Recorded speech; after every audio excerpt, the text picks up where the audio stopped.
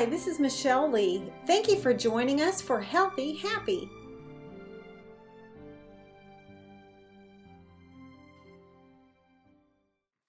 Hey, thank you guys for tuning in to Healthy Happy today. I am so excited to do this interview with my special guest, Angie Ruark.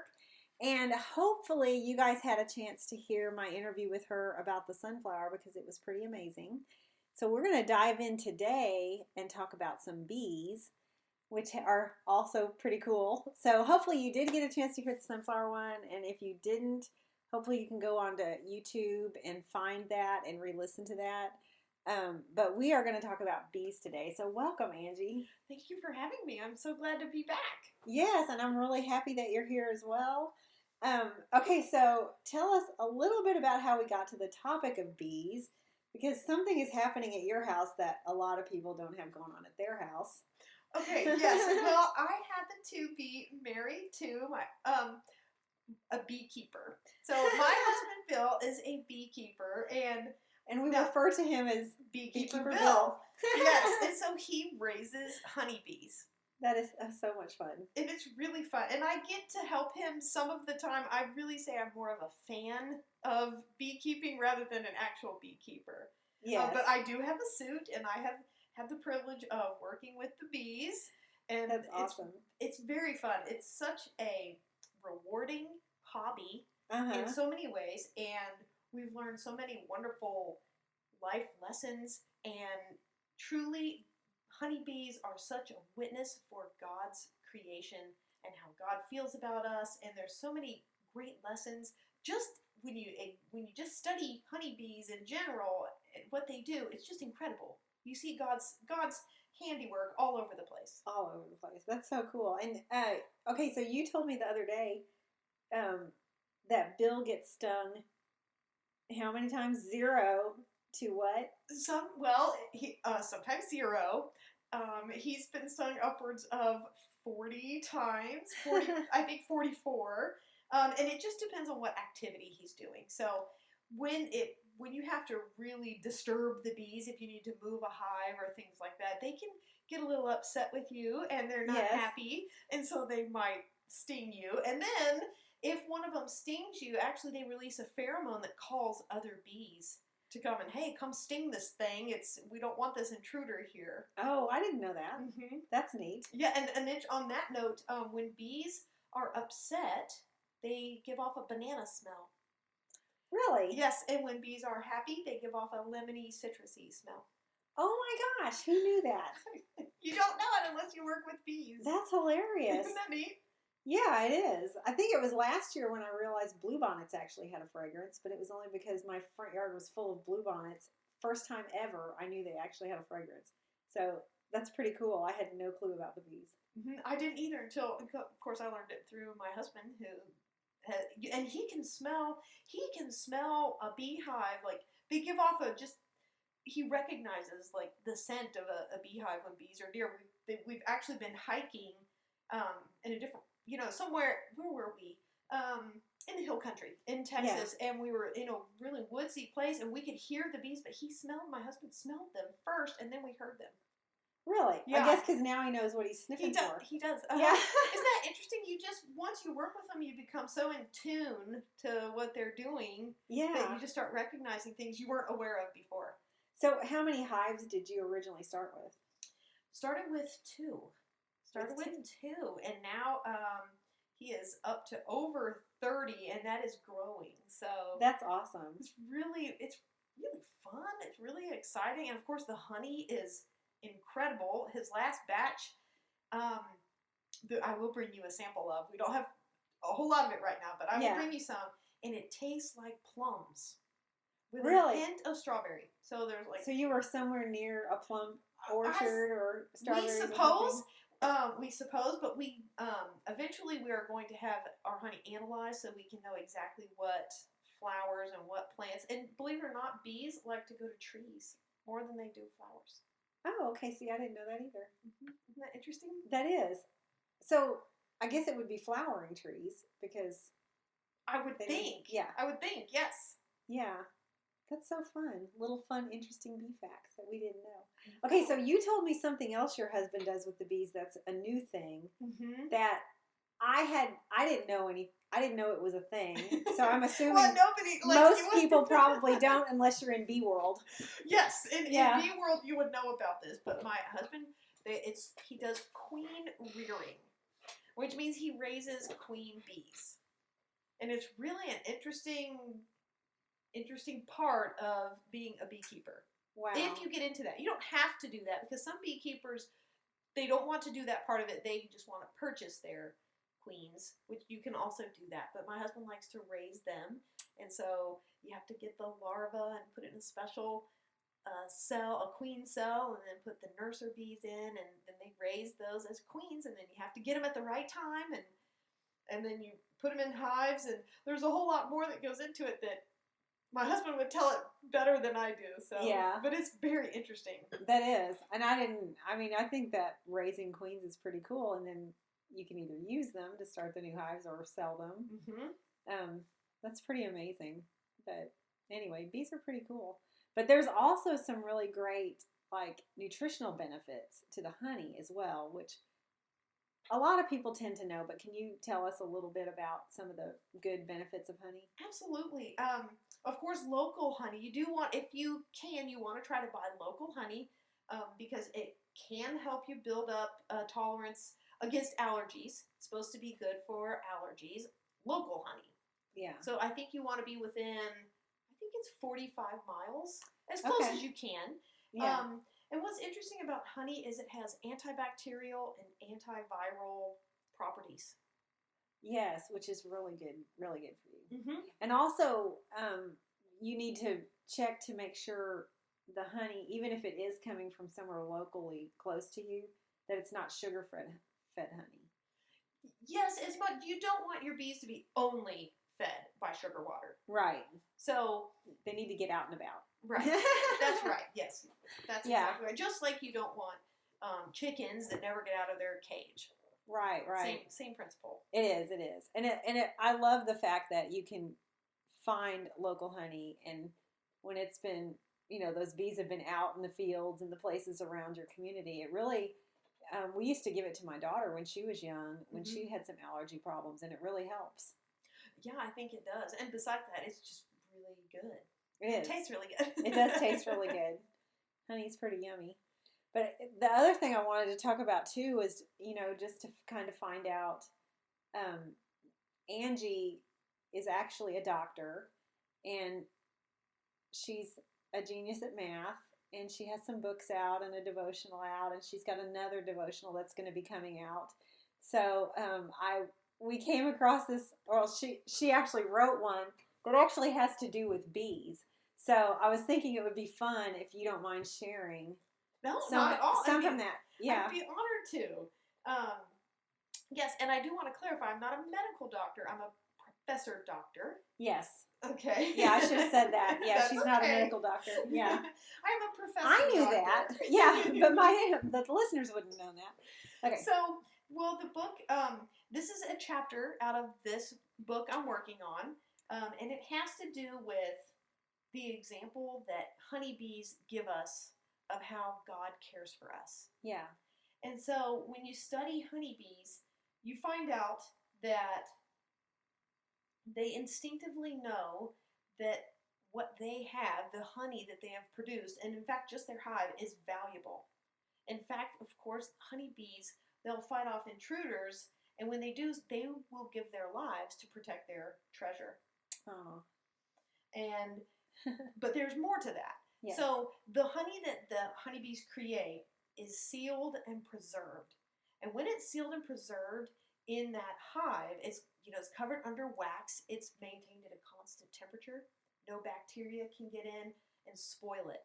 That's amazing. It is amazing. It is really amazing. And as long as that honey remains sealed in that wax, or if it's taken out and sealed in a jar, all of the properties of the honey's chemistry allow it to be preserved for hundreds and hundreds of years. Oh my gosh. And so when I think about that, it reminds me of how God seals and preserves his children. Yes. And so in 2 Corinthians 1:21 and 22, it says, "Now he who establishes us with you in Christ and has anointed us is God, who has also sealed us and given us the Spirit in our hearts as a guarantee." That's awesome. So honeybees give us a perfect example how God cares for and protects his children. Yes, and it's Ephesians has a similar scripture that talks about, the seal, the Holy Spirit being the seal that sets us apart from That's the rest right. of the world. That's right. Yeah, it's the thing he recognizes in his children that says, "You're mine, and I'm yours." That's right. That's right. And the way the way the honey is priceless to the bees, that also gives us a picture of how priceless we are to God. Because they give their lives to protect their honey. Well, Jesus gave his life to protect us. Yes. And of course, we know 1 John 3:16. By this we know love, because he laid down his life for us. And he died to save us. And he also died so that we could spend eternity with him. And when we belong to him, he covers us and protects us. And so to me, that's a great picture of how the bees cover and protect their honey. That's exactly what God does for us. He seals us, he covers us, he protects us. And he keeps us from spoiling. Yeah. He keeps us from spoiling. So, and just the same way that honey can last for hundreds and hundreds of years, even better, our preservation is eternal. Yes. Through Jesus. It is. I love that because, the scripture also says, the whole earth is full of his glory. And he talks about, the skies declare his glory, that you can go to nature and it declares his glory. And that is such a beautiful example of, even if you study the bee, you get a picture of the gospel in the beehive, which is just amazing. I know. And there's so much more just in the intricacy of how the honeycombs are, the perfect little hexagon cells that are in there. There's so many details. There's details about bees that just they literally, like you said, they declare the glory of God. Yeah. Because do you know what a bee does when bees are out scouting around for flowers and one of them finds a great location? Do you know what they do? No. They go back to the hive and they do a little dance. And it's called a waggle. It's a waggle. And that little dance tells the other bees where to go and get the best pollen and nectar. That's hilarious. Isn't that neat? Yeah, I actually did know about that about bees. But yeah, and doesn't it gives them the directions, doesn't it? The dance. Yes, it tells them where it is. Isn't that amazing? It is totally amazing. Okay, so can Bill speak bee? Yes, he is becoming fluent in bee. Yeah. Yes, he definitely is. We'll keep going because this is really fun. What else? What other fun things do you know? Well, what I like, another thing I like about bees is this part. A honeybee spends its entire lifetime. When it creates honey, it's a teaspoon. So when you have a teaspoon of honey, that is the life's work of a bee. Wow. One bee's life's work. That makes me appreciate honey so much. I know, more. doesn't it? And so they're precious. They're of course, now can they sting you and it would hurt? Yes. But you kind of understand. You gotta understand them. My husband, he definitely is. He understands them. So yeah, that's really interesting. And the other neat thing is, certain animals are afraid of bees. Like in Texas, of course, we have wild hogs. Yes. Wild hogs are scared to death of bees. Really? That's really interesting. Because they would go and just, they could sting them all over their face. They know not to mess with bees.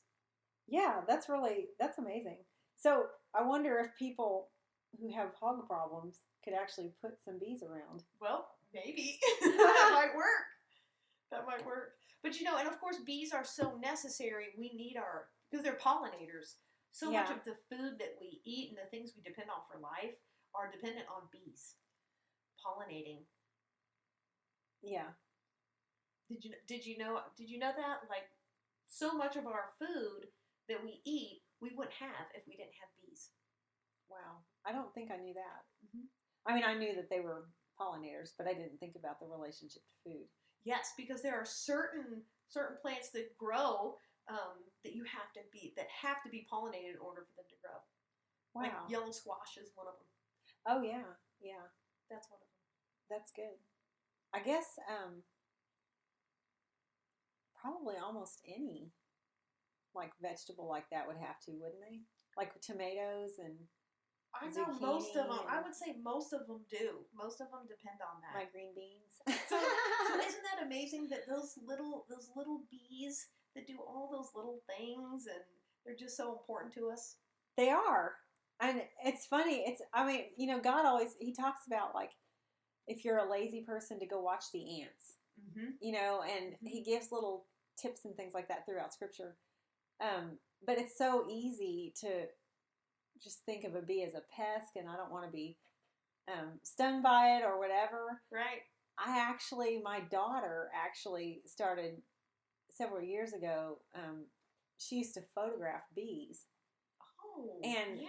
She made it so much fun to watch bees that my husband and I both have done photographs of bees since then, and they're really fun if you're not afraid of them to get close and use your slow-mo on your cell phone, and you can get all the detail on their little legs of all the pollen, yeah. and you can see all of that, and you can see how quick the wings move. Because even in slow-mo, those wings are moving pretty fast. Yeah, they're just incredible little creatures. They are.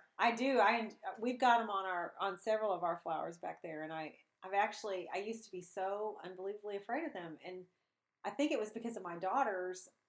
Just like she was never thought twice about them. She was always looking at them or getting close to them, and I would be like, "Wow."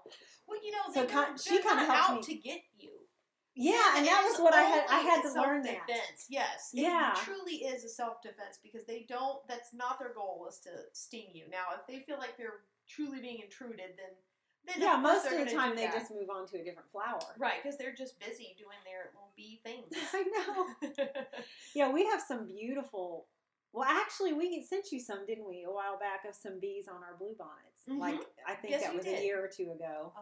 Yeah. And I'm sure you've seen the memes making the rounds on the internet of bumblebees asleep in flowers that fall asleep because they eat as they're gathering pollen and nectar, and some of them just get so full they just have to take a little nap right there in the flower, and those are some of the cutest little pictures.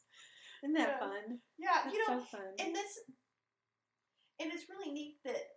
So you notice how you spent time studying something. You just learned a little bit. It didn't take much, right? Right. And then what a blessing that became to you. Yeah. Okay, well there's another verse, and it's one of my favorite verses in the Bible, and it says this. It says, "It is the glory of God to conceal a matter, yeah, but the glory of kings to search out a matter." Yes. And to me, that is just, hey, here's creation. We need to be looking at this. This is what God gave us to study. And this is held true, I know, in my life, in my husband's life. The more we have studied something, especially like the honeybees, the more we have seen the glory of God. That's just amazing. That reminds me of, okay, as soon as I was going to say his name, I went blank. He's like one of my favorite people in history. He studied the peanut. George Washington Carver? Thank you. As soon as I went to say his name, I totally drew a blank. But I love that because that was kind of his thing with God. He's like, "Lord, teach me everything you can teach me about the peanut." And he was like, I don't think you can handle all that knowledge. No, we can't. So he started teaching him some things about the peanuts, and he came up with a bunch of stuff on the peanut from his relationship with the Lord. Yeah. Yeah. And so something like a peanut, so there you go. Like something like, who would have thought, right? Exactly. But God put all those wonderful things, they're like little hidden gems that we're supposed to go and find out. Yeah. And when we do, you start discovering, just like when we talked about the sunflowers, you think, oh, sunflowers are great. And then when you really start looking at sunflowers, you're just like, whoa, these things are incredible. And it's the same with bees. I have found it to be true in every area of science that I have taught or studied. And for me, because I also teach math, I see it in mathematics too. Wow. Because I view math, to me, to truly study science, there's math involved. And so to me, math is just that language that God has allowed us to figure out so that we can actually interact with and kind of study what he has put in creation. That's cool. And that's kind of the premise of this new devotional that I'm working on. Yes. That contains this part about the bees. It's really based on that. That's going to be a fun devotional. I'm really excited. It is. I'm really looking forward to getting it all the way finished and getting it out there. I really love that. When I was growing up, I wasn't too, I didn't pay a whole lot of attention to nature as far as being amazed by it. Mm-hmm. But for some reason, when my daughter came along, I wanted her to know that God made all this stuff. So I was always telling her, look at that cloud. Didn't God do a good job on that? Or, pointing out a bee or a flower and just telling her God created that. And that's one of the things that she tells me now she's so thankful for. Because she'll say, Mom, I can look around and see God in what he created. And I love that because she's in her 20s now, and she's still in awe of things. And she'll still look at something and think, wow, my Father created that. That's beautiful. I love that. Yeah. And that's how it was meant to be. That's how we're meant to be. Like, he made all these things so that he put his character in all of creation. And the more we study it, the more we see his character. Yeah. And we see how wonderful he is. And I can totally relate to your daughter because I feel like every day, especially when I can share when I teach biology or chemistry or physics and math with new students every year and every day, I feel like because I get to tell them these new things, and they get to experience that awe. I feel like I live every day in that awe. And I really love sharing that with my students and with anyone who wants to talk about it. I know. Yeah, so if you get a chance to go back and hear the sunflower one, that's pretty awesome too. But yeah, I love that. And that's one of my favorite things about you is that you're very good at bringing out things like that and helping people look deeper at something than maybe you would normally take time to do. Well, thank you. Yeah, it's one of my favorite things about you. I'm honored by that. Thank you. It is. I really do. I'm very passionate about it, and I get very excited over these things because God is just so amazing. He is. And it's truly evident all throughout creation, everywhere.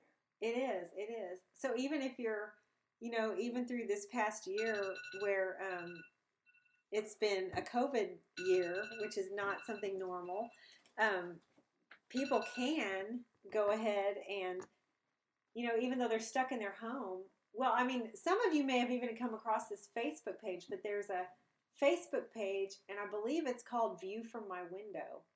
And people from all over the world are on this Facebook page, and they post the view out their window. And, some people have the most amazing views. And some people have very minuscule views, or maybe they're in a city, or maybe they're in a rundown part. But the cool thing about that was, regardless of who you are and where you are, you could look out and see something that God made. And something that could hopefully lift your head and lift your spirit or whatever. So anyway, it's just been kind of a fun, hopefully a fun little thing that God opened a lot of people's eyes to during the lockdown. I mean, some people are still locked down. Some people are pretty free. But anyway, hopefully that's been something that the Lord's been able to use during the lockdown to open people's eyes to himself because everybody's life got slowed down. Yes, the slowing down, that makes you really, that was a time to really stop and think. I mean, you almost had no choice. You had to stop and think. Everyone had to slow down. We did, for sure. Okay, so before we get too far from it, we kind of started talking about the lockdown, but also I wanted to mention that Angie has a children's picture book that's going to be coming out about bees. Yes, about honeybees, about the real bees that my husband raises.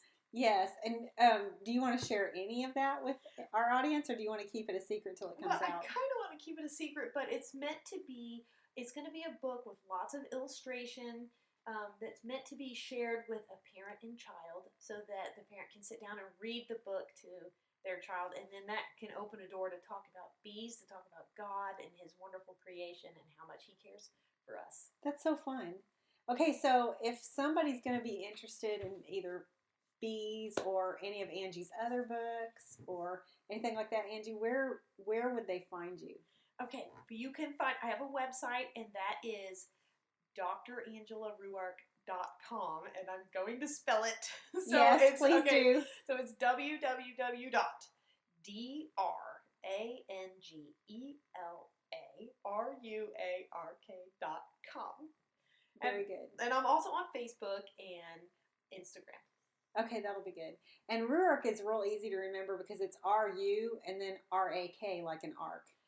R-U-A-R-K. Yes, sorry. Yes, I did that wrong. And you know what I tell everyone? I say it's like kangaroo on Noah's Ark. Oh, that's good. But it's R-U. So drangelaruark.com. Yes. Okay, that's excellent because that'll be good because you guys, I have the devotional that she did and I've already started reading it and it's amazing. Thank you. And it's not her first book. So anyway, I just want to encourage you guys to just go to her website, find out what she's all about, and you'll be blessed totally. So anyway, Angie, thank you so much for being on the show today. Well, thank you for having me. It's always fun to talk with you anytime. It is fun. I enjoy doing it too. So anyway, okay, so if you didn't get a chance to hear about the sunflowers, go find it on YouTube. It's under Healthy Happy. And you can listen to that one and get the fun tips on sunflowers and things. And do some more research on bees and honey. There's a lot more benefits to them than we had time to mention today on the show. But it's a good thing, and it's something amazing that God created for us, and it's definitely part of being healthy. So thank you guys for joining in the show today. You guys be blessed. I hope you enjoyed the show today. If you'd like to get in contact with me, you can email me at michelle.lee@iamjohn858.com, or you can find me on Royalty for Real radio station.